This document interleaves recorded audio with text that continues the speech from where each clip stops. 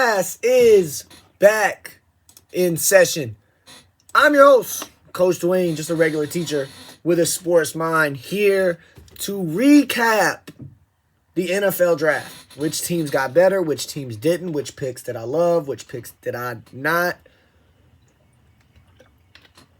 So let's get into it. Let's have some fun. Let's talk about it. Which drafts were my favorite? I'm gonna go through each team. I'm gonna talk about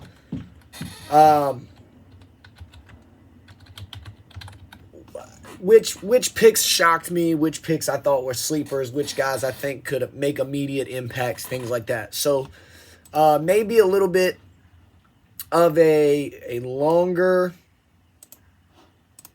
episode, but should be fun nonetheless. So let's jump right into this. I'm going to give each draft class a grade following after I go through their class. So each team is going to get a grade. I'm not going to do it in our typical one team, one grade type format. My voice sounds a little off. We had an AAU tournament Saturday, one-day tournament. We played 3 games, went 2-1. Team we lost to eventually won the tournament, so I'm not upset about it. Feel like we got better as the day went along. So I tell my guys all the time, I don't ask for perfection. I ask for you to get better. So we got better as the day went along.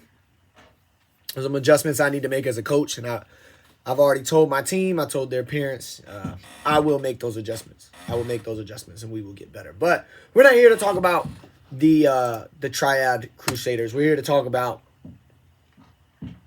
NFL Draft, the now 3-day phenomenon, which I'm one of those who I'm an every round guy. I love the draft. I love talking about who guys should go up and get, who got picked early, who didn't. I'm obviously not an NFL GM. I'm a Twitter GM. But I do watch a lot of football. I watch a lot of college ball. I watch a lot of kind of NFL. So I watch it. I see. I try to figure out, who fits where and where I think is going, or who I think would be best in certain scenarios. But let's jump right into this. Let's talk about the Arizona Cardinals. Who I think are trying to make Kyler Murray happy.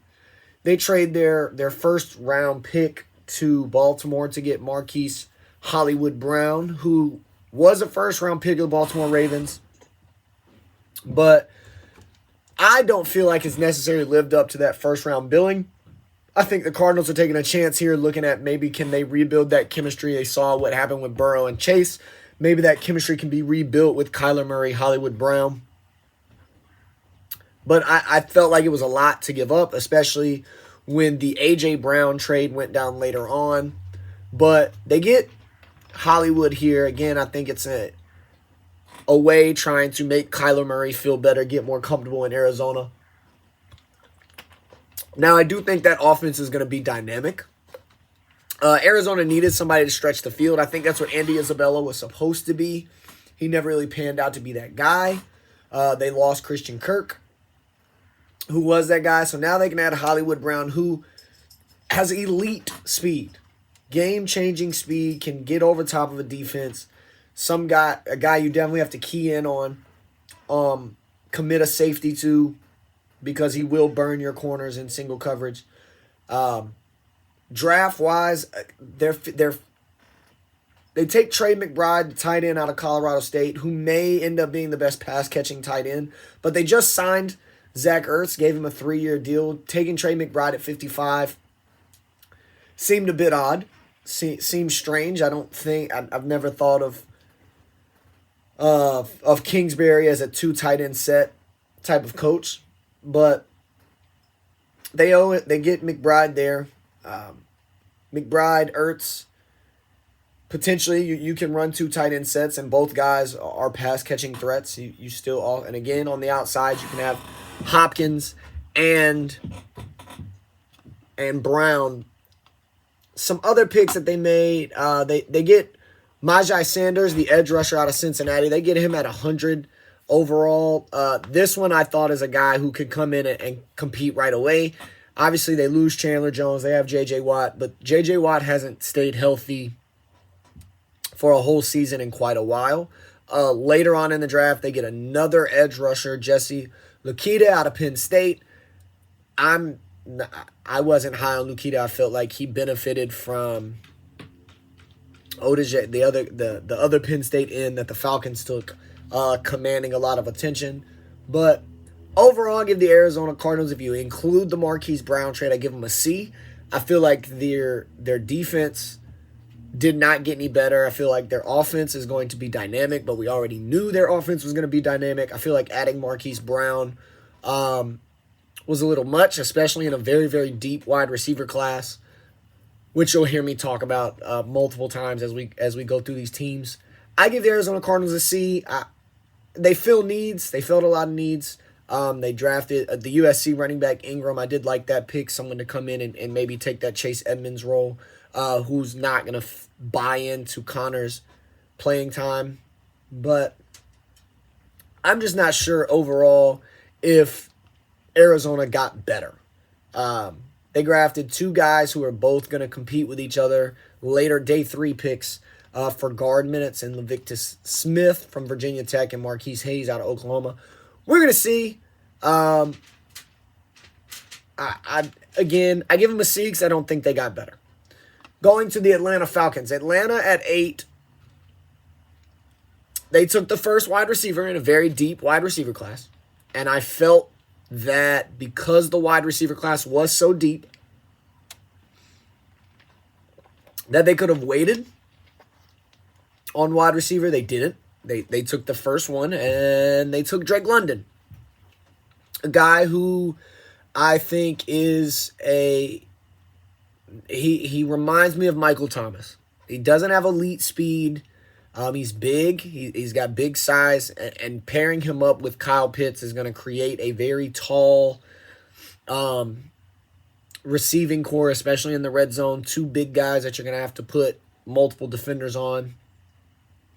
I didn't love the Drake London pick. I understand that with Calvin Ridley's suspension, Atlanta was going to need a wide receiver. But I just felt like Jermaine Johnson was there at 8. That was a guy that I think could have been taken. Kyle Hamilton, who I felt like was a perfect fit in the Dean Pease defense. But I understand wide receiver was a need. I just didn't think Drake London was the best wide receiver in the draft. I felt there were 3 wide receivers better than Drake London. I hope that he proves me wrong. Obviously, as a Falcons fan, I want that to work out, but we'll see. We'll see what happens. Hopefully, it does. I did like the Arnold Abikati pick. In the second round, they move up. They go get a pass rusher. Now, the question is was this a one-hit wonder? Is he going to pan out? Or was his 1 year at Penn State similar to what Dante Fowler did with the Rams? I like it, though. Atlanta needed pass rush. They needed pass rush desperately. They go out and get that. Then they take Troy Anderson, the kind of do-it-all weapon. He plays linebacker now. He's projected to be a linebacker, but at Montana State played quarterback, played running back, did a little bit of everything. I was curious about why Anderson over Nakobe Dean. Obviously, it came out Nakobe Dean had some medical concerns that may lead to him missing this entire season. Troy Anderson's also a lot bigger, 6'4", has elite speed. Very great speed, especially for the defensive side of the ball. Putting him next to Deion Jones, you got a very, very fast linebacker core. Be interesting to see if he comes off the edge and blitzes a little bit. Again, utilizing that speed for a team that needs pass rush. Round 3, Atlanta gets a guy who I did not want to get in the first round, where I saw he was apparently in the discussion. They get him in round 3, Desmond Ridder. A guy that I felt like may have been outside of Kenny Pickett, the most pro-ready quarterback. He's not going to have to come in. He's not going to start. He's going to be able to sit behind Mariota. This looks like a offensive coaching staff that's committed to dual threat quarterbacks. Desmond Ritter is kind of sneaky fast.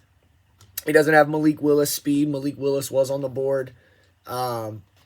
Personally, if you're going to take a quarterback that you're not looking to play right away, I think you take the quarterback with the higher ceiling, which I do think is Malik Willis. The fact that they went with Desmond Ritter, I think maybe he plays a little sooner than some Falcon fans are thinking. Maybe Mariota is only for a year. Maybe Ritter gets in some towards the end of the year if Atlanta is kind of out of the playoffs. And that's why you take that guy. Now, I did love what he had to say in his interview after the draft. He's going to play with a chip on his shoulder. I love it. The Tyler Algier, the running back from BYU, I loved this pick. Watching his tape, has decent speed, but he seems like the first tackle always misses. He always gets off the first tackle, whether it's power, whether it's shiftiness. I like this. I like his potential in this zone run scheme that Atlanta is going to do. They go get Justin Schaefer, the guard from Georgia. I thought Sawyer would have been the better pick there, but I like them trying to address this offensive line that was historically bad for the Falcons. So overall, I think Atlanta definitely got better. I'm going to give Atlanta a B. Again, because that Drake London pick, I felt like they could have traded down potentially with one of these teams that were jumping up, trying to go get wide receivers, or could have just taken a better, I think, faster in a game that speed kills wide receiver. Atlanta gets a B. If there's a team that just always nails the NFL draft, it is the Baltimore Ravens. Period. I put it out on Twitter after the pick was made at 14. Baltimore got the Defensive Rookie of the Year. Baltimore gets the Defensive Rookie of the Year, in my opinion. A do-it-all, can play linebacker, can play corner, can play safety. I think Baltimore is going to move Kyle Hamilton all over the field.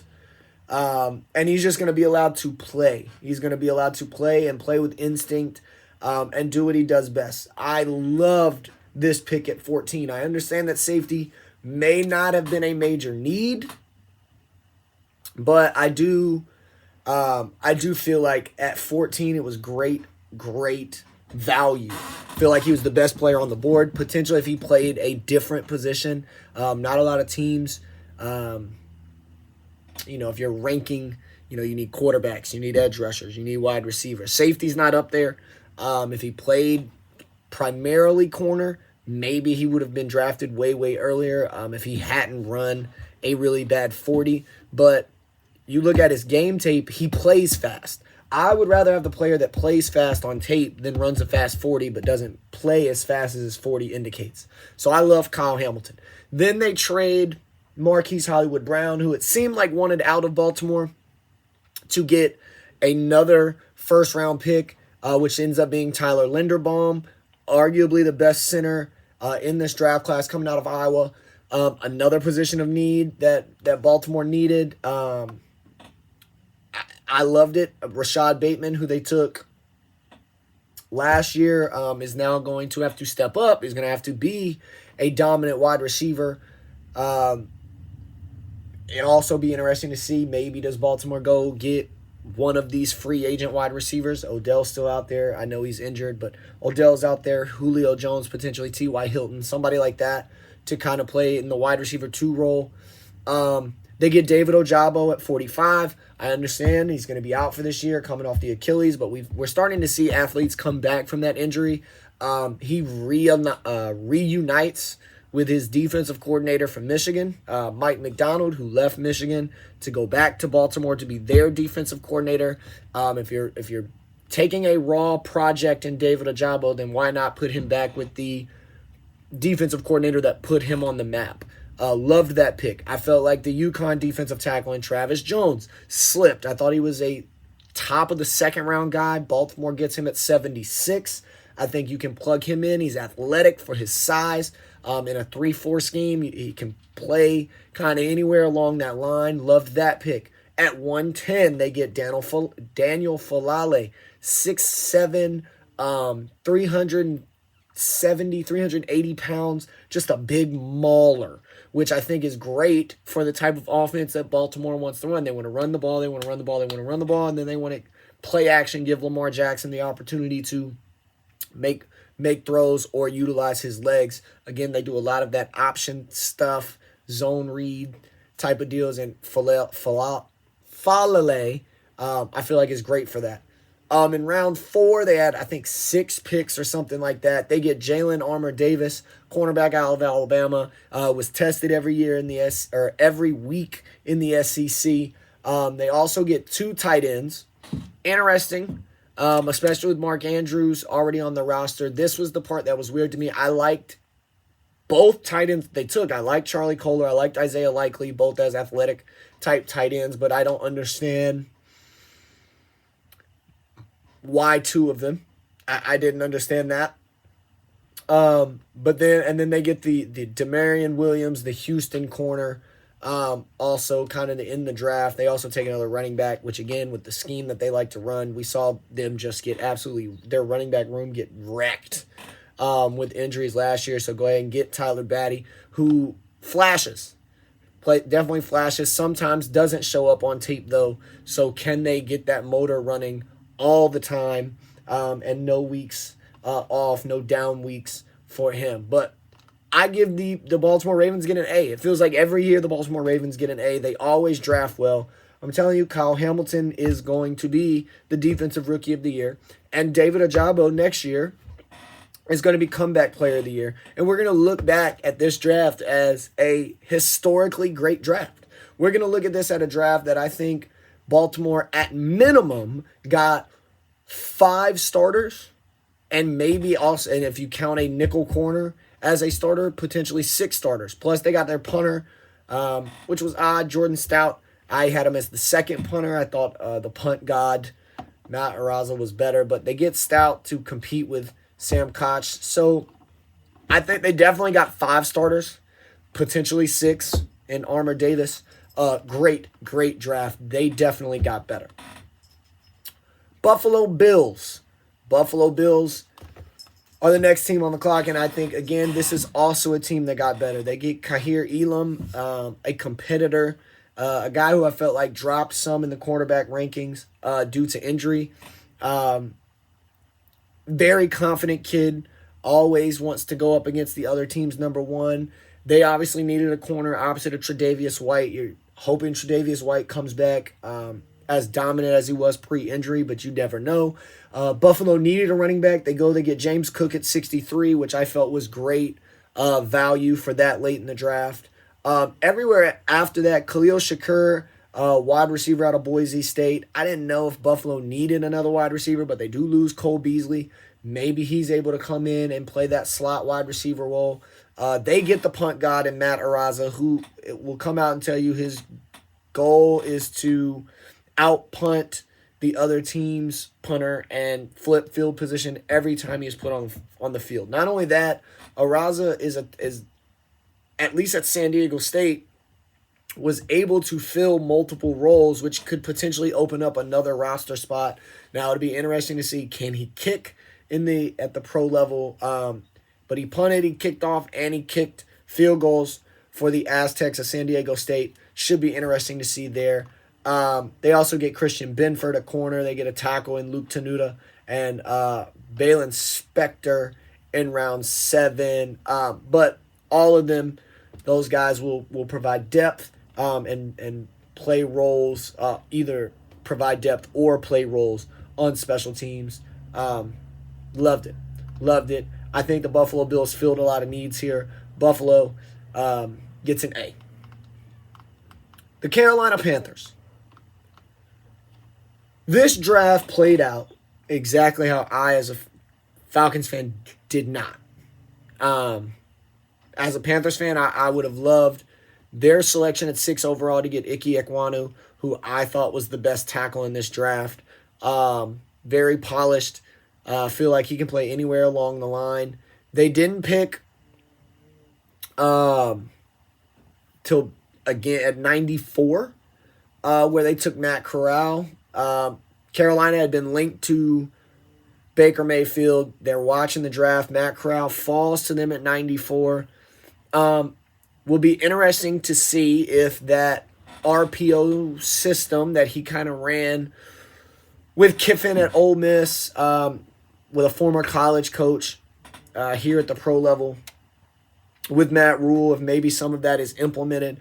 I don't think Corral. I think Corral was another one that I thought was somewhat pro ready, especially if you're willing to change your offense. He runs a lot. He's a very willing runner. There are some questions about durability, but that could be tied to his always running and running and running. But I love the Ekwonu pick. They get a edge rusher and Amari Barno. They also take the linebacker Brenton Smith from Penn State. I like the Barno pick. Quality, good guy, played a lot of good, not great, played a lot of snaps, has a lot of experience. I loved Cade Mays at 199. Felt like that was great value. Very experienced. And then they get a corner out of Baylor and Kalon Barnes, who is more of a speed guy. I think will contribute more on special teams, maybe as a gunner, than as potentially as a corner, defending wide receivers. But Carolina Panthers, I definitely feel like got better, but wasn't the greatest draft after Ekwonu at 6. I think I understand they had. You have to tie in the picks that they gave up for Sam Darnold in their overall draft class. And as a result, I give the Carolina Panthers a B. Carolina Panthers get a B. The Chicago Bears. The Chicago Bears, before I analyze their draft, let me say that I definitely feel like the Chicago Bears got better. I just feel like some of these picks, where they took guys, is a little odd. They went secondary very early in the draft with Kyler Gordon, Jaquan Brisker. They didn't have a first-round pick. They used that to get Justin Fields last year. Vias Jones at 71, I felt like was very early. I felt like he was more of a punt return guy than he's going to be as a wide receiver. He's 25, here for his rookie year, benefiting from the COVID year, or the opportunity to come back due to COVID. They address this offensive line. They take the tackle Braxton Jones. They take Zach Thomas, the guard. They take Jatir Carter, also a guard. They take a center and Doug Kramer, which I felt was great value at 207. Tristan Ebner, the running back from Baylor, again, as another guy that I thought maybe returner more than the position he's in. So that part, that was a little odd. I feel like they filled needs. They definitely filled needs. Wide receiver was a definite need for them. And the one wide receiver they walk away from this with, I don't think is a game-changing wide receiver. And for that, they filled needs. Did Chicago get better? I don't think so. I think Chicago gets a C because, again, needs, yes. Better team as a result of this draft? I don't think so. Super Bowl runner-up, Cincinnati Bengals. Interesting draft. I think the Matthew Stafford throwing all over them the last time they were on the field goes into this. I think Daxton Hill, the just do-it-all defensive back, very much like a Jabril Peppers, can play safety, slot corner, if need be, all over the field. I definitely think he is a playmaker. Cam Taylor-Britt, I think, is going to be the guy that takes Eli Apple's spot. Eli Apple just got burned again while we were recording this podcast. I think Cam Taylor-Britt steps in, immediately contributes, maybe not as a starter, but as a consistent rotational piece in that secondary. I think Daxton Hill is eventually Jesse Bates' replacement. Zachary Carter at 95, I felt like was a both value and a little interesting. I don't think they needed defensive line. They needed defensive line help. Will he be the playmaker that he was at times, or will he be the guy that you see on tape also at times taking some plays off? That will be interesting. The lineman that they took was from North Dakota State, Cordell Volson. Again, interesting to see how these lower-level linemen adjust once they come up to play at the NFL level. They took a second safety in Tyson Anderson. That was the pick that I was kind of like, I don't understand that one. That one's a little off to me. But my favorite pick for them may have been their last pick, and that was Jeffrey Gunter, the edge rusher out of Coastal Carolina. If he played anywhere else, everyone would know Jeffrey Gunter's name. I'm telling you this because I watch Sunbelt football because I'm an App State alum. Jeffrey Gunter does a lot of things very, very well. Is he great at any one specific thing? Maybe setting the edge, but everything else he's very good at. It's not like he's only just decent to okay at a lot of things and great at nothing. He's great at setting the edge, and he's really good at everything else. So to get him at 252, I think they got a guy who can rotate in and, again, contribute immediately, much like I was saying about Cam Taylor-Britt, the corner out of Nebraska. Give Cincinnati an A. Definitely got better, which says a lot for a team that was just in the Super Bowl. Cleveland Browns. Cleveland Browns didn't pick till 68 thanks to the Deshaun Watson trade. And then when they picked, they made some interesting picks. Martin Emerson, the corner out of Mississippi State. Cleveland needed some help on defense. They took a defensive end in Alex Wright, but again, I felt like just re-signing Jadeveon Clowney would have made more sense than using your draft capital there. They draft David Bell, the Purdue wide receiver. Again, not the best wide receiver in my opinion at that slot. My favorite pick of theirs, 108. They get Perion Winfrey. Again, another guy that they can plug in the middle of that line. Cleveland, remember, was a team that I thought if there was a team out there that trading Grady Jarrett to made the most sense, I felt like it was the Cleveland Browns. But they get Perion Winfrey to fill the middle of that. They take Cade York. He went very early, in my opinion, for a kicker. He goes at 124. I like Jerome Ford, Cincinnati running back. Originally at Alabama, transferred to Cincinnati. They take another wide receiver in Oklahoma's wide receiver, Mike Woods. I felt like that was, again, a position of need. They have Amari Cooper. Jarvis Landry still has not re-signed there. So they need some players that Deshaun Watson can throw the ball to, so I understand that. And then they get just depth with the Oklahoma edge rusher and Isaiah Thomas and the Texas center Dawson Deaton to end it off. I just think this is just an okay draft. If you are including the Deshaun Watson trade, but Deshaun Watson's not going to play all of his games. I think they needed to nail every one of these picks as a result, and I do not feel like they did that. I give the Cleveland Browns, I think they got better, but I don't think they nailed every pick in the way that they needed to. I give Cleveland a B. Next up, the Dallas Cowboys. Dallas started off their draft with the Tulsa offensive tackle and Tyler Smith.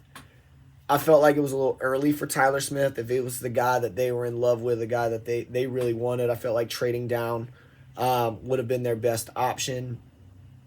Or maybe even waiting, getting another talent there, maybe trading up in round 2 to get the Tulsa offensive tackle. They take Sam Williams, the Ole Miss defensive end. I don't know what it is about Dallas. Maybe they're just gluttons for punishment, but they love prospects with off-the-field issues. Sam Williams had those at Ole Miss. Can he keep those in? Can he contain himself? Jalen Tolbert was probably my favorite pick for them at 88.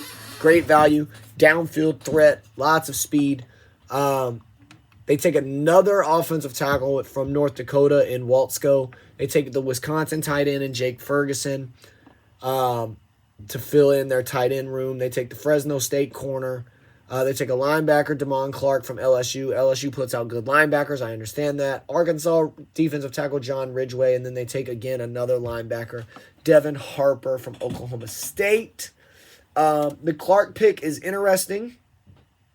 Not sure he's going to play in 2022. Think he's going to have to redshirt. He's going to have to redshirt this year. Could be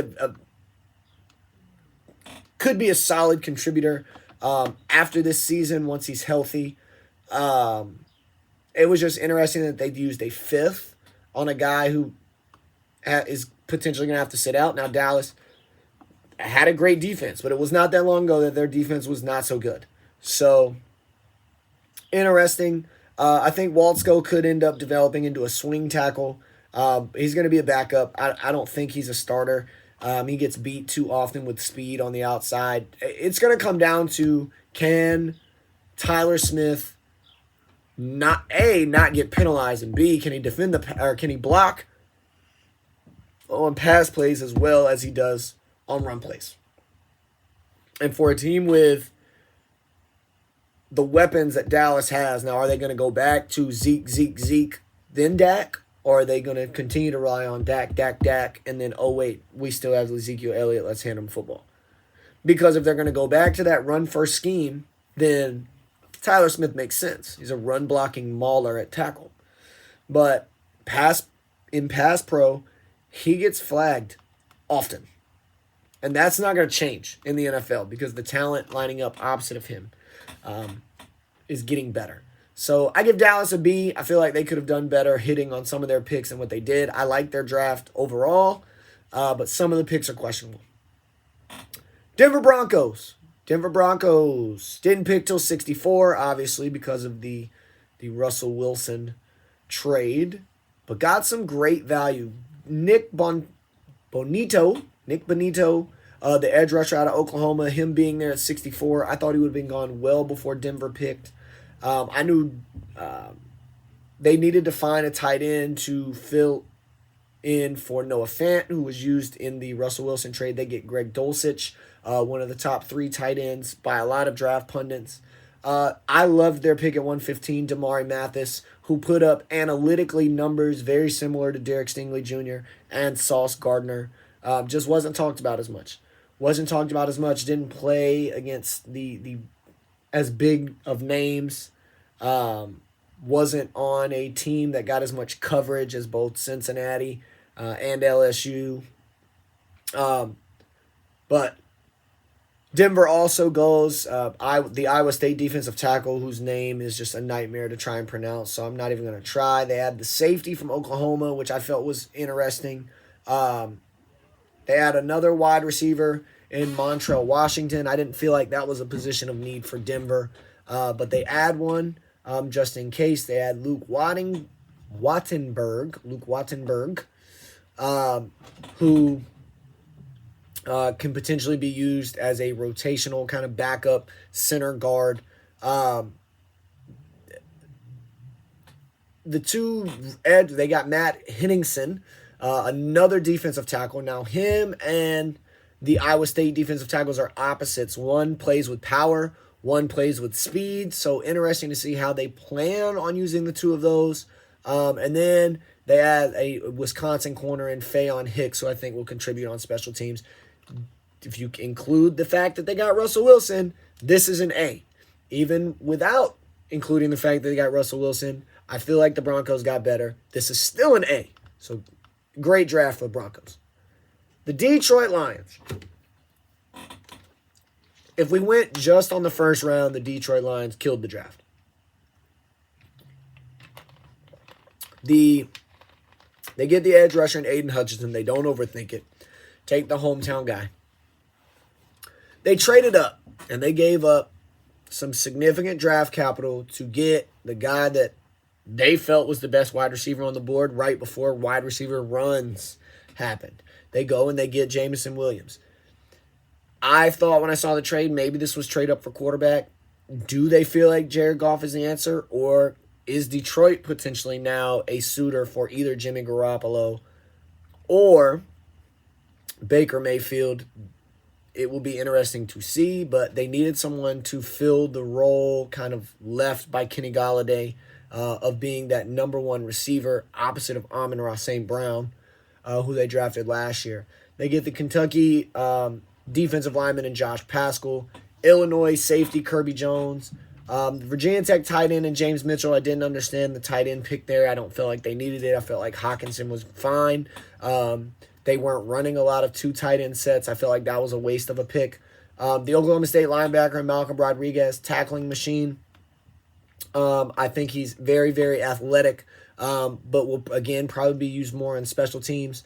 Deion Sanders gets his first guy drafted in James Houston, high motor guy. It'll be interesting to see how he does, again, stepping up in talent to the NFL level. And then they take a kind of a depth piece in Chase Lucas in the Arizona State corner. I give Detroit a B. The safety from Illinois felt like a reach. I didn't understand the James Mitchell pick. I didn't understand Malcolm Rodriguez. I felt like James Houston is a project. I felt like it was interesting. I felt like he does a lot of things okay, not a lot of things great. Plus the talent jump.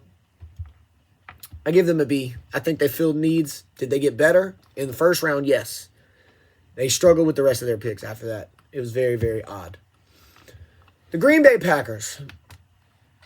I want to hate on this Green Bay Packers draft. I just want you to know, because I felt like Green Bay needed to get a wide receiver, a first-round wide receiver, one of those top-tier guys for Aaron Rodgers after the departure of Davante Adams. Obviously, they did not do that.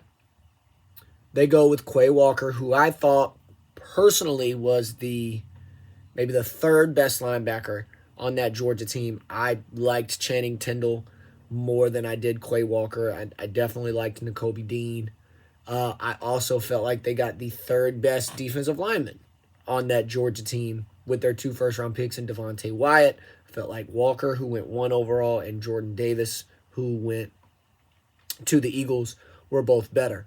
But at 34, they trade up. They go get 34. They grab a wide receiver in Christian Watson out of North Dakota State. Hey, if Green Bay has done anything very, very well, it is drafting wide receivers in the second round that pan out.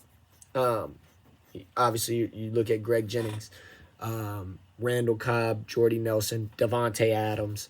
Not that Christian Watson right now is on that level, but they get a guy who can get open, good size, that Aaron Rodgers is going to be able to get the ball to. My favorite pick for them was also a wide receiver in Romeo Doubs, the wide receiver out of Nevada, who is very fast and has good size. He creates separation. And I think all Aaron Rodgers needs is a little bit, 3 to 4 inches of separation. And he's going to get you the football. And I think Romeo Doubs at 132, I didn't think he was going to be there. I thought he was especially with the run that happened on wide receivers, I thought he was a second, maybe third round wide receiver. He got him very, very late.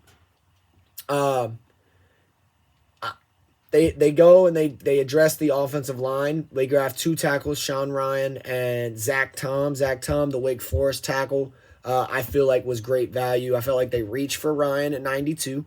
I felt like he was versatile, can play all along the line, maybe everywhere but center.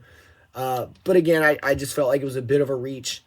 They take 2 linebackers. They take Ingbari, the linebacker from South Carolina.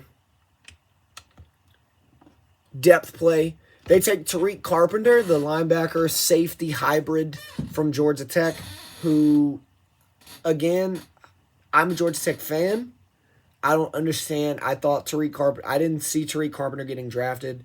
I thought Joanna Thomas was maybe the best defensive player. Carpenter flies all over the field, though. He plays with instincts. The problem is that sometimes his instincts are wrong. And he'll be moving the linebacker. He doesn't have the speed to play safety. Will be interesting to see if maybe he shifts back and forth. Now, he has safety skills. He's been playing safety at Tech. So it'll be interesting to see if maybe in past coverages, if maybe he's used at the linebacker spot. But he's a linebacker with safety training. So that pick was interesting, but again, felt a bit like a reach. They take a third wide receiver in the Nebraska wide receiver, Samori Toure. In between those, the Miami defensive tackle. They needed help along the line. They take another offensive tackle in the Penn State tackle, Rasheed Walker. I think bolstering that line so that Aaron Rodgers isn't constantly running for his life was important. Getting him weapons was important. They do that. And they add to a dynamic defense, although I felt like Quay Walker and Devontae Wyatt maybe were little bits of reaches. But Overall, the Packers filled needs and got better. They get an A. The Houston Texans. Houston Texans had a lot of picks that I loved, and then they had some that I was confused about. Derek Stingley Jr. at 3 overall was surprising to me. Now, if Stingley could have come out his freshman year, he'd have been overall, no doubt, the number 1 overall pick. Nobody would ask any questions. He was dynamic. But injury issues, a lot of draft experts thought he was going to slide because of the injury issues. That was something he was going to have to answer. But the Texans apparently loved him. He's going to pair up with Lovie Smith. He should be a dominant lockdown corner that Houston desperately needs. Their pick, they trade down from 13 to 15. They end up drafting Kenyon Green. Felt like a reach. If this was a guy that they loved, I felt like they could have traded down again and still been able to get him. Maybe there was another team linked to him. I don't know. I felt like 15 was very early for Green. I felt like maybe they could have got him in the second ultimately at 37, where they ended up picking Jalen Petrie, who I thought was a first-round talent at safety. So I loved the Baylor safety pick. They get back-to-back picks from Alabama. John Mechie III, who pre-ACL, and when Jameson Williams was at Ohio State, he was Jameson Williams. Burner always seemed to find his way open. Is he fully healed from that ACL? But he reminds me of Brandon Cooks, and you had Brandon Cooks on the roster already. So that seemed like a little bit of an odd pick. The Christian Harris pick at linebacker, Houston needed help on defense. And Lovie Smith can coach defense. And he can coach linebackers. So that felt like a great pairing. They grabbed Dameon Pierce, the running back from Florida. They have a whole lot of running backs. Didn't understand that one. The Stanford defensive tackle, Thomas Booker. He's smart. He plugs a hole. He's not going to get pressure. He's not going to get sacks, but it's not easy to run on. They go and they draft the Oregon State tight end, who I didn't think was going to be drafted. Maybe it was a UDFA guy. They get him at 170. But they get great value in the LSU offensive tackle in Austin DeCluse. Houston had a whole lot of holes. I mean, anywhere they drafted was going to fill a need. So they fill needs. Is this team significantly better as a result? I don't know. But I'm going to give them an A. Derek Stingley is going to be dynamic. Jalen Petrie, I think, was a steal at 37. Mechie is going to end up being, I felt like he was much better than where he got drafted. I loved the Christian Harris pairing, and I think Deku at 205 could be a swing tackle for this team. So I give them an A. The Indianapolis Colts. If you include the 2 trades, this is what's important. Carson Wentz is why they didn't pick in the first round. Matt Ryan, why they didn't pick in the third round. I love Matt Ryan. I'm a Matt Ryan guy. I felt like Indianapolis needed to go into this draft looking to help Matt Ryan. I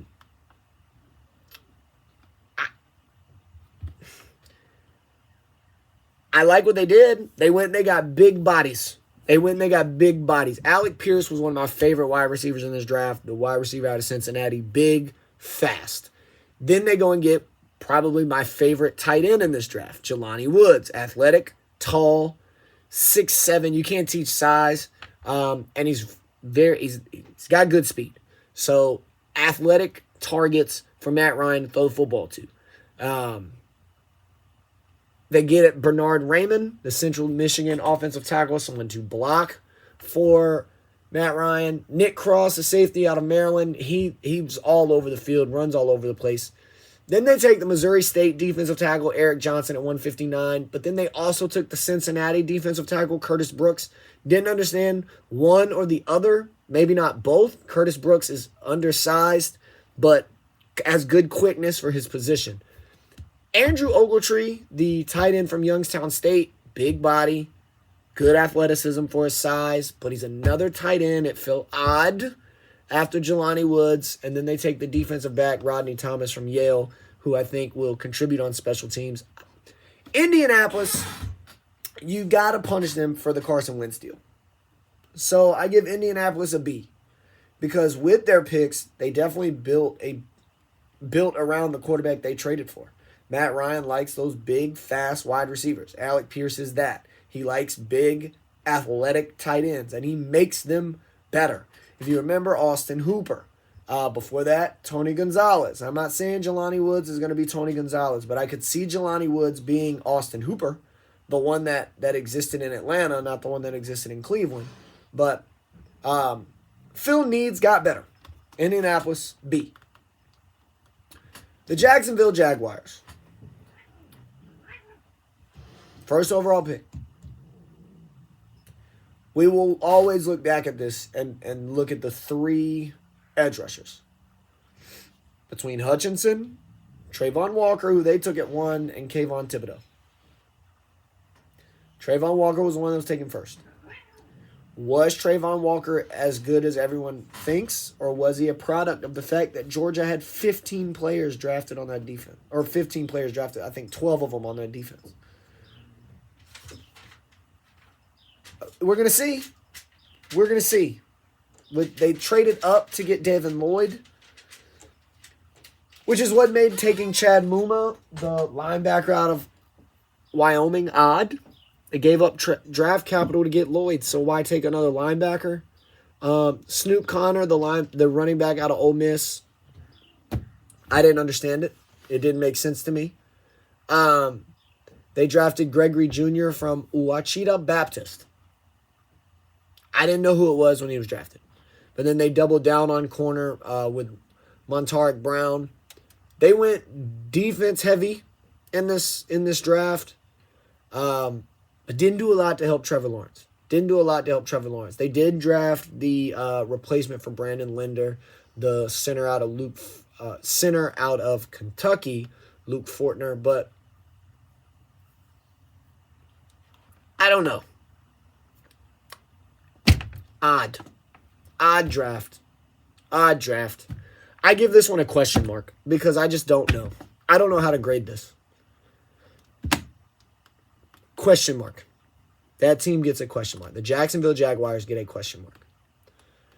The Kansas City Chiefs, in arguably the best division in football now, had to get better. They go out, they get a corner in Trent McDuffie. Big guy, great in coverage. He's going to have a lot of guys to cover now. Then they go get the edge rusher from Purdue and Karlaftis. I was not very high on Karlaftis. I didn't think Karlaftis was worth taking at 30 overall. I felt like Ojabo made sense there. Kansas City already kind of built the win now. You can use that 5th year that first-round picks get as a potential redshirt year to see if Ojabo is that guy. He learns from Chris Jones and guys like that Kansas City already had. They needed a wide receiver. They get Sky Moore. I didn't think Sky Moore was the right pick. I thought maybe George Pickens here made more sense. But Sky Moore does a lot of things great. The question is, coming from Western Michigan, can he do that against the NFL talent? They get a safety in Brian Cook, who I guess is going to replace Tyrann Mathieu. Because it looks like he's definitely not going back to Kansas City. They take Leo Chenal from Wisconsin, the linebacker, more depth than starter. He'll have a role. I like the Fayetteville State corner that they got, Joshua Williams. I just don't like him at 135. They grabbed the nut there.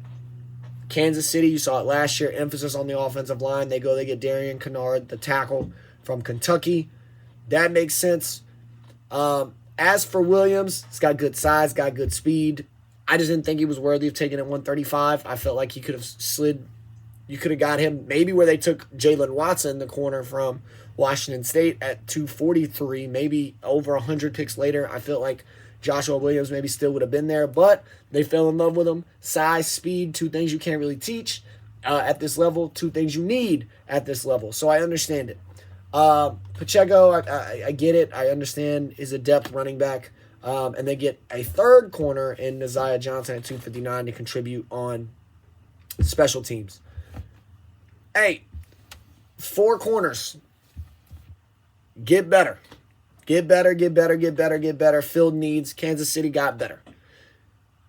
Sky Moore has large shoes to fill. He's the guy that's going to be the guy that has to take over for Tyreek Hill. Or maybe that's, spoiler alert, maybe that's McCole Hardman, who they've had on the roster. And Sky Moore can kind of play more of a slot role. We'll see. I think Kansas City got better. I don't think they reached anywhere outside of maybe the Joshua Williams pick, but I understand you reach for that combination of size and speed. But they got two other corners later in the draft that if Williams doesn't pan out, seems like they got good value. Kansas City gets an A. The Raiders. Look, Davante Adams pairing back up with his college quarterback. You saw it with Burrow and Chase. Is Adams and Carr going to have a very similar rapport? They take a Memphis guard at 90. That was their first pick in the draft that took place in Las Vegas. It was ironic. They take Zamir White at 122. Looks like Josh Jacobs did not get his fifth-year option. Maybe Zamir White is there to take over. They didn't pick up Cleveland Farrell's option, so they go all defensive line with Neil Farrell Jr. and Matthew Butler from LSU and Tennessee. Then they tried to address their offensive line with Thayer Munford. Then the UCLA running back Britton Brown to kind of end the whole thing. They have options at running back now. But with Josh Jacobs and Kenyon Drake already there, it felt odd to double down on running back, especially with limited picks. But Davante Adams helps, and Davante Adams gets you an A, Las Vegas. You filled needs, questionable needs, and I like Zamir White at 122. I felt like I liked Zamir White better than James Cook. So I was higher on Zamir White than a lot of people. But interesting nonetheless. Interesting nonetheless. The Los Angeles Chargers. Again, a team that I felt like is just already better from the offseason. They get Zion Johnson at 17, plug in, start immediately guy.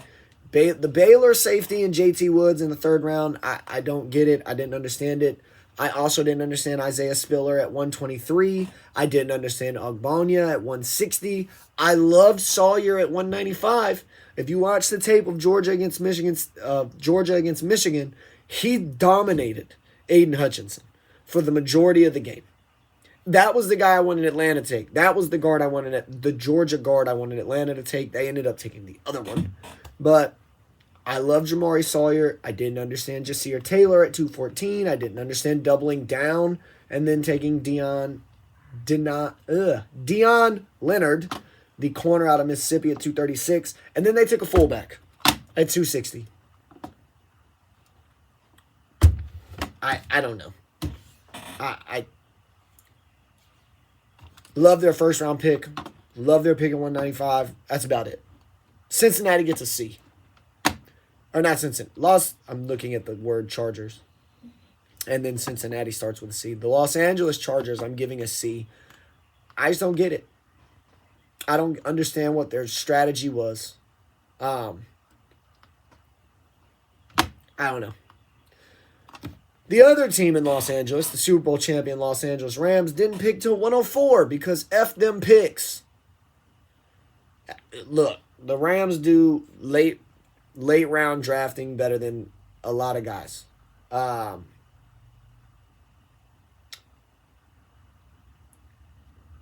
But they take some guys that... They take a guard, Logan Bruce. The Rams always emphasize their line. They take Jacoby Durant, a South Carolina State corner who is just a burner. Has maybe more speed than coverage skills, but you can't coach speed, but you can coach coverage skills. I didn't understand Kyron Williams. I didn't understand that pick at 164. Again, a team with limited picks, but he does a lot of things well. Love the Quentin Lake pick at 211, keeping the UCLA safety. Darian Kendrick, I thought, without the off the field issues, was a top half of maybe a day 2 corner. He ends up going to 212. If he can overcome his offense off the field issues, he's got elite cover skills. Daniel Hardy, the defensive end out of Montana State. The Kansas State safety, Russ Yeast. They're going to contribute on special teams more than anything else. And then they take, again, another tackle kind of for depth to see, to continue building that offensive line, building that offensive line, building that offensive line.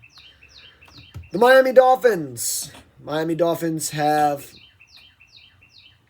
used their picks on Tyreek Hill and Jalen Waddle. They didn't pick till 102. So we saw Miami's first pick at 102. We saw the Rams' first pick at 104. They took a guy that I felt dropped. Again, I think maybe it was because he just didn't flash on tape because everybody else on that defense was in Channing Tindall. I loved Channing Tindall. The issue that I had with Miami's draft was, again, you traded picks for Tyreek Hill and Jaden Waddle. You had 4 picks in this draft. At 125, you took a wide receiver. It didn't make sense to me. Then they didn't pick again until 224. They take Cameron Good, the edge rusher from California. I mean, you can play inside, he can play outside. I guess he could potentially fill multiple positions. But then at 247, again, you're a team with limited picks. I understand it's late in the draft. Take a guy who can maybe do multiple things. Take a project. They take a quarterback, and they take Skylar Thompson, quarterback out of Kansas State. Carson Strong went undrafted. That was the quarterback. If you're going to take a quarterback, Carson Strong felt like the one you probably should have took. Skylar Thompson, I think, is more of an athlete than a quarterback. So it'll be interesting to see how that kind of works out. Minnesota addressed the defense heavy in this draft. Lewis Sign at 32. I felt like that was a little early. I liked Petrie better than Sign, but understood it. Andrew Booth at 42, I felt like was great value. I love Andrew Booth. Clemson puts out great corners. I'm not just saying that because A.J. Terrell plays for my team.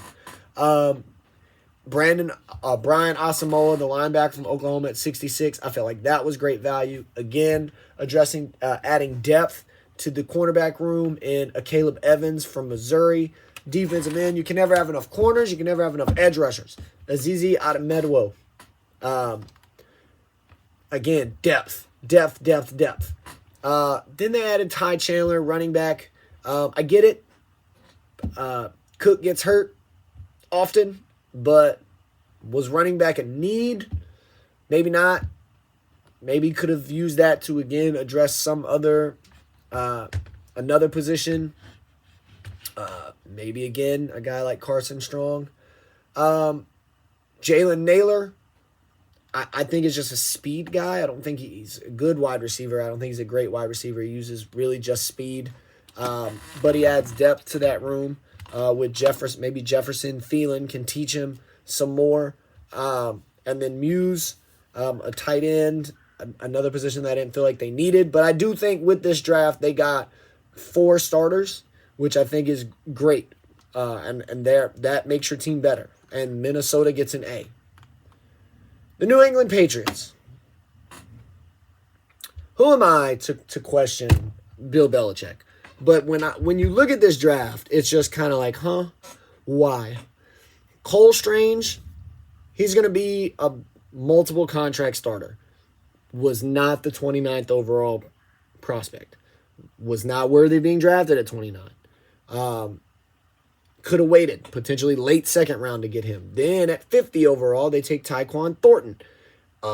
Maybe 1 to 2 rounds early for him. They take 2 short corners in Marcus Jones and Jack Jones from Houston and Arizona State. Maybe trying to fill that role that J.C. Jackson, have them compete with one another. They take 2 running backs. South Dakota State's Pierre Strong, who I loved at 127. Felt like that was great value. But then I didn't understand why you take Kevin Harris from South Carolina at 183. They take Bailey Zappi, I guess because you don't want Brian Hoyer to be your backup. I guess if there's a great place to be a backup quarterback, it's New England. So he can dial in. They take a defensive tackle at 200, project guy from Northwest Missouri State. Makes sense later in the round. Then they get Chasen Hines and Andrew Stuber.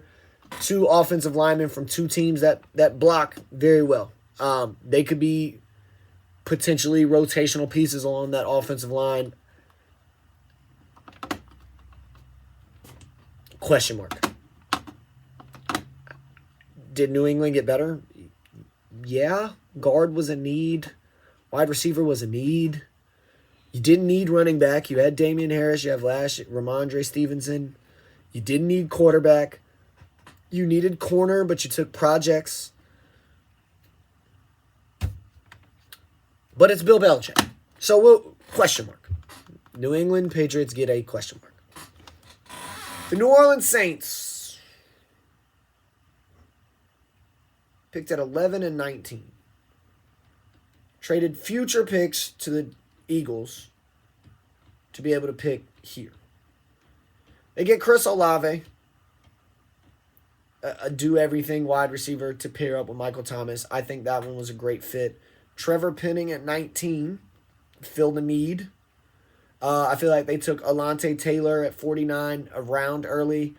And then they took two Jacksons, DeMarco Jackson, the App State linebacker at 161. They take Jordan Jackson, the Air Force defensive tackle. New Orleans had 5 picks. I think New Orleans walked away with 2 starters. And they were both in the first round. I think that Alontae Taylor pick is going to end up he's going to be a rotational secondary piece, not a future starter. And I think that hurts them. So I give New Orleans a B. The New York Giants had a draft that I loved, but also had some questionable picks. Thibodeau and Neal at 5 and 7. I think at one point we were looking at these guys as maybe 1 and 2 in the draft. To get them at 5 and 7. Beautiful thing, addressing the trenches, which is what the Giants should be known for. Kentucky takes a weapon in Wan'Dale Robinson at 43. Felt like it was early for Robinson.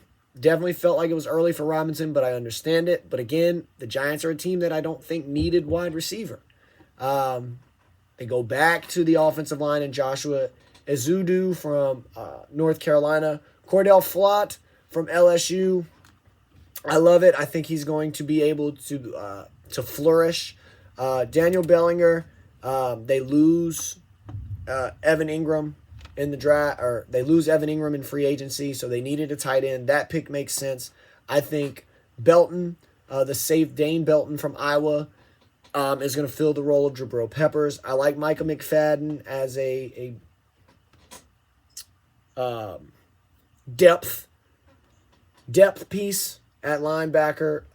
Marcus McKeithen, they go back to North Carolina to get another guard. I loved 182. I love the Darian Beavers pick. I think he will end up being the better linebacker than the one they took at 146 and Micah McFadden.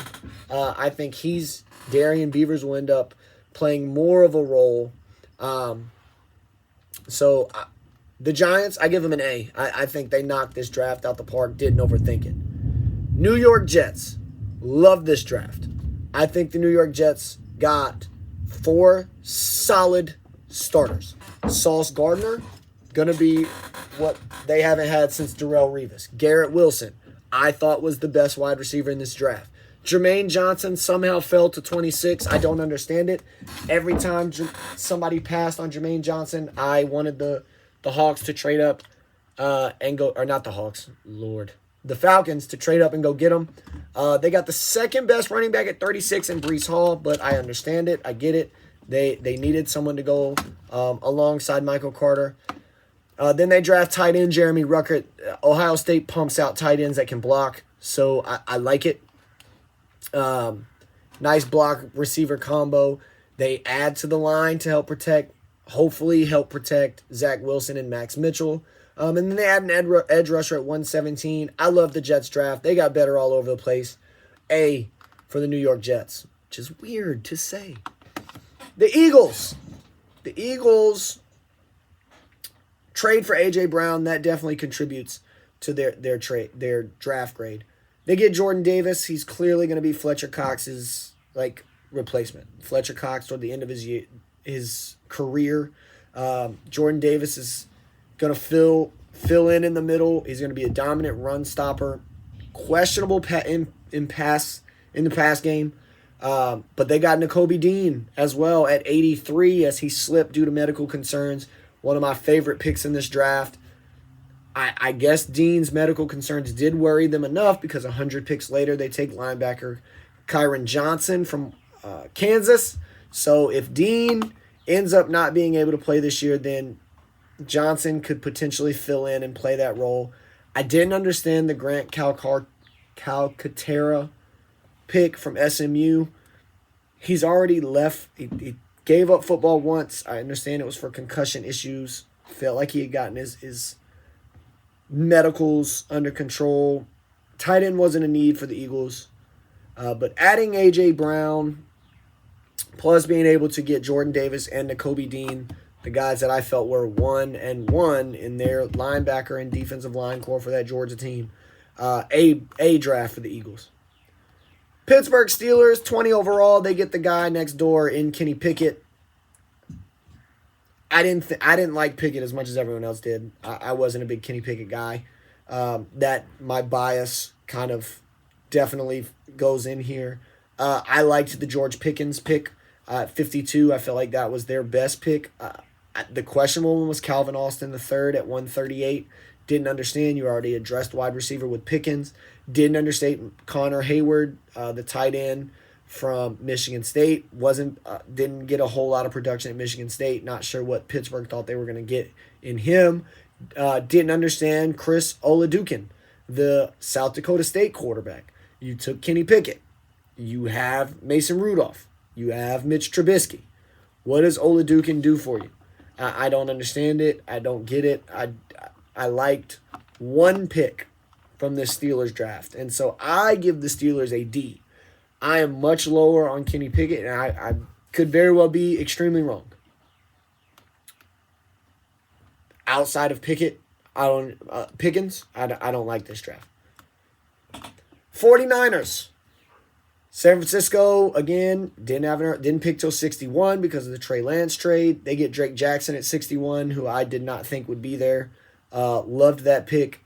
Did not like the pick of Davis Price, the running back from LSU. Again, running back didn't seem like a need. You took two of them last year. SMU wide receiver Danny Gray, didn't like the need. Didn't think it was a need. Didn't like the pick. I do like the UTSA tackle. I think he fits the scheme that Kyle Shanahan likes to run. Toledo corner, good special teams contributor. They take another tackle, this one from Fordham. Didn't understand that pick. Felt like you have other team needs that you could have addressed there. Defensive tackle, I get 220, or at pick 220 from UCF, big guy, does well against the run. I loved the Tariq Castro Fields pick at 221. I actually like that pick better than Samuel Womack that they took, the corner they took at 172. Lanky, good in coverage, gonna need to be coached up, but I think San Francisco has the defensive coaching staff to do that. And then at 262, they take Brock Purdy, I guess to be a backup, unless they can't trade Jimmy Garoppolo. So then what are you doing with Mr. Irrelevant, Mr. Brock Purdy there? I give the 49ers a C. The Seahawks. This is, so if everyone that loved the Pittsburgh Steelers draft, most of them dislike the Seattle Seahawks draft, let me just say that I have flip-flopped the two. I did not like the Steelers draft. I loved the Seahawks draft. They go and the offensive line was a problem. Now, the irony is that they addressed the offensive line after Russell Wilson has left. But Charles Cross at 9, third best tackle. I loved it here. Then they get Abraham Lucas at 72 that I thought was going to be taken early second round. He's still there. They get him. Boye Mafe. That one felt like a reach. Kenneth Walker III, I think, is going to develop into a Marshawn Lynch type of player for them. When was Seattle at their best? Legion of Boom, running the football. They address the line. They get a dominant physical runner in Kenneth Walker. And then the Legion of Boom part. They got my two favorite underrated corners in this draft. Kobe Bryant, the corner out of Cincinnati, and I felt like got tested a lot more because Sauce Gardner was on the other side. The more you're getting thrown at, obviously you're going to give up more stats. That just happens.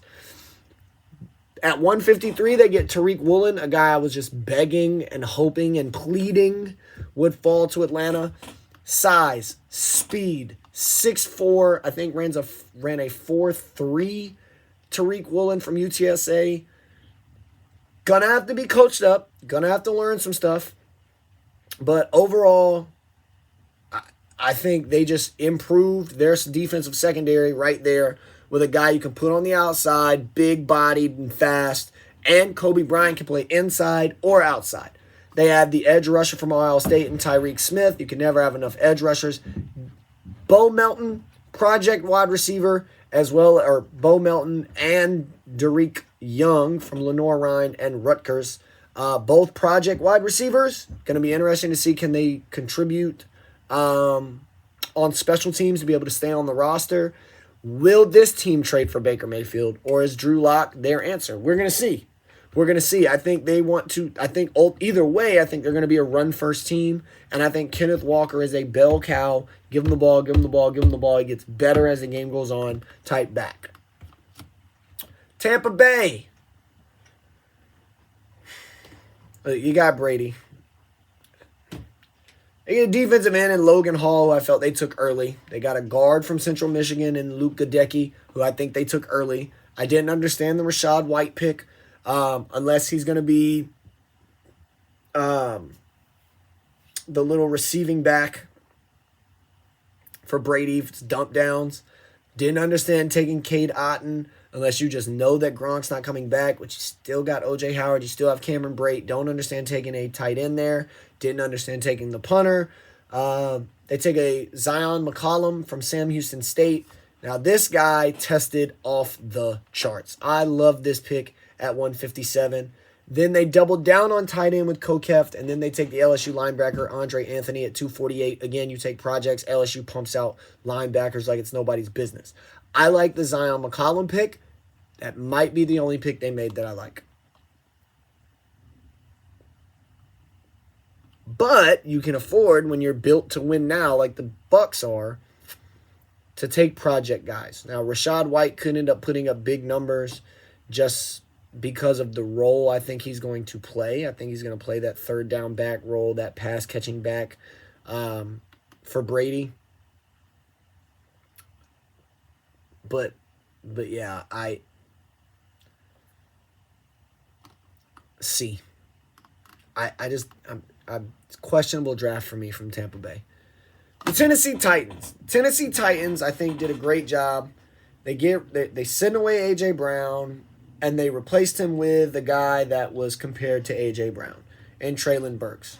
But they got very, very good compensation for A.J. Brown. They get Treylon Burks at 18 to fill the A.J. Brown role.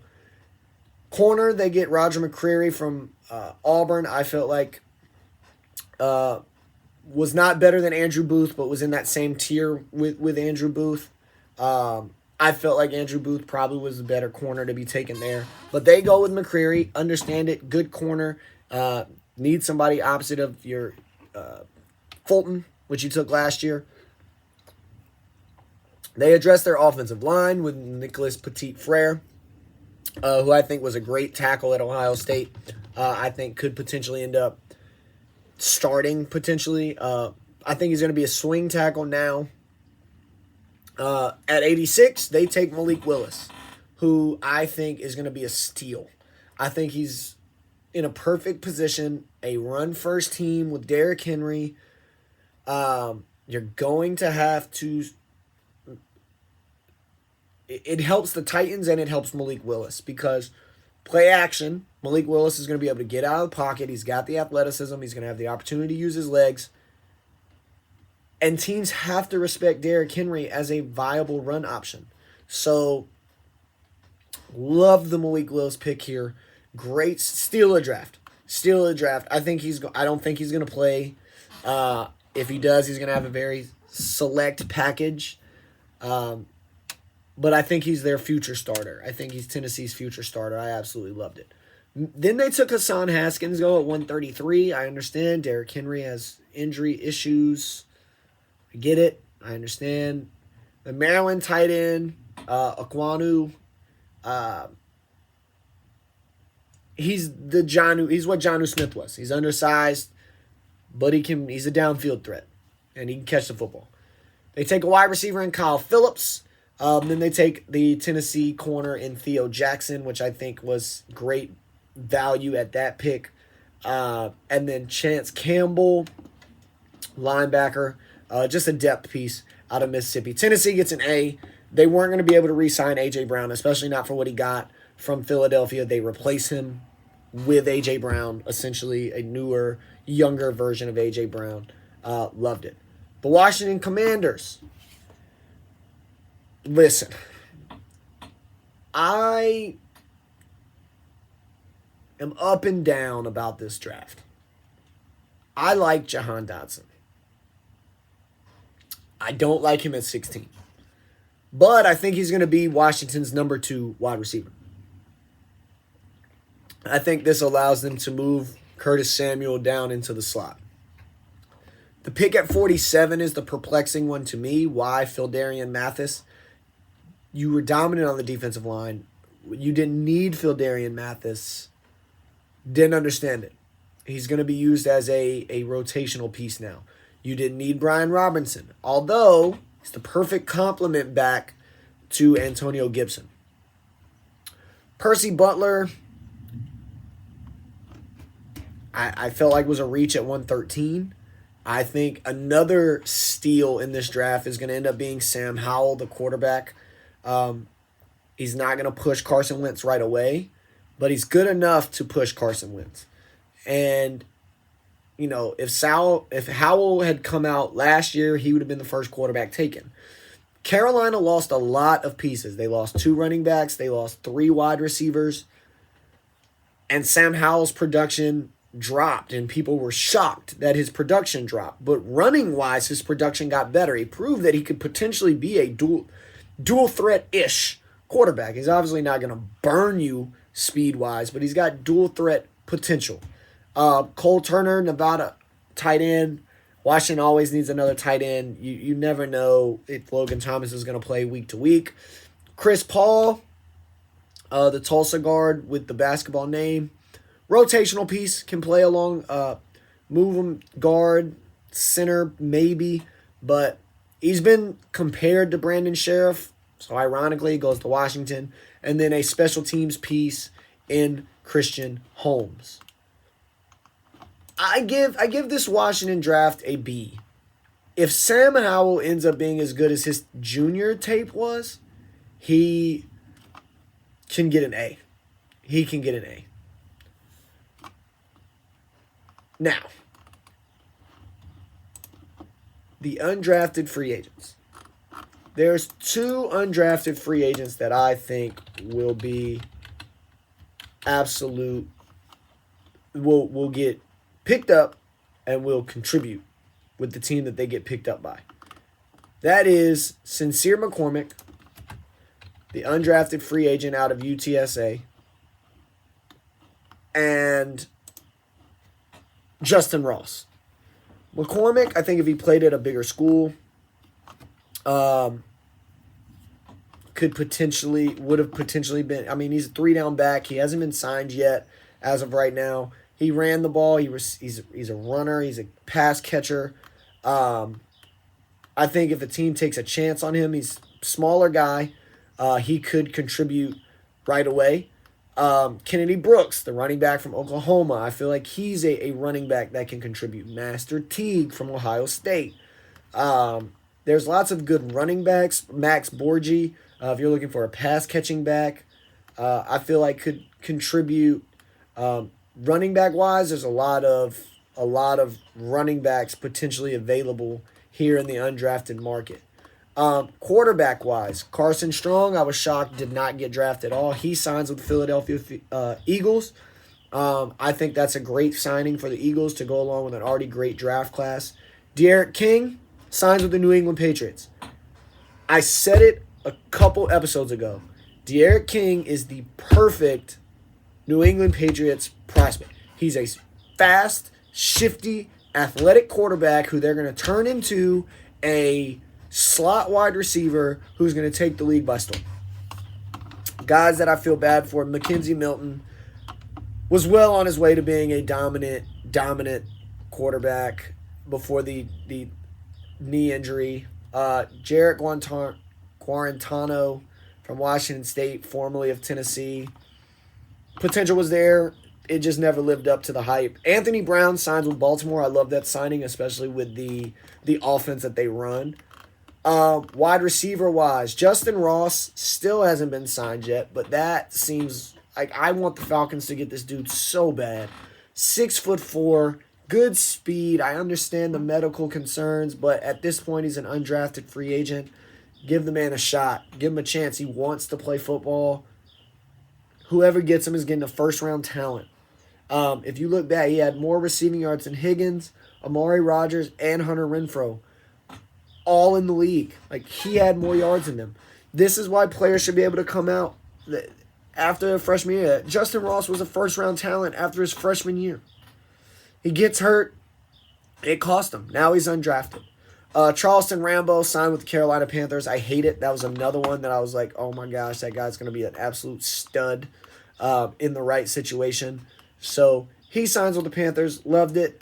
Love it for them. Hate it for the Falcons. Those are my kind of three offensive